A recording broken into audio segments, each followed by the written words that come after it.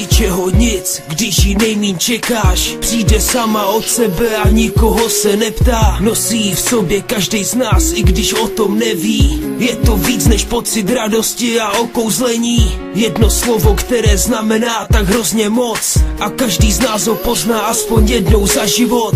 Vykouzlí úsměv na rtech, i když se cítíš smutný. Nic na ní nemá, nic na světě už ji nenahradí. Zbližuje lidi a vytváří mezi nimi vztahy, které jsou pevné a cennější jako drahokamy. Mívá i šťastné konce, někdy naopak zlé. Někdy ten plamen prostě z ničeho nic vyhasne. Krouží tu mezi náma, třeba zítra potká tebe. Sedne si vedle tebe a už nikam neodejde. Nenech ji odejít, buď ráda, že je tady s tebou. Drž se jí pevně, ona tě potom udělá šťastnou.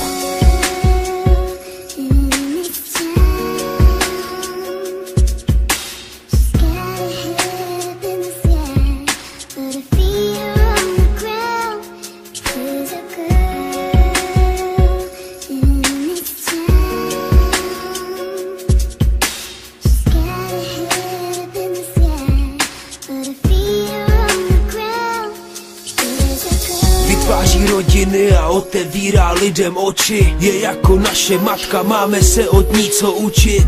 Pravou lásku nedokáže rozbít nic na světě.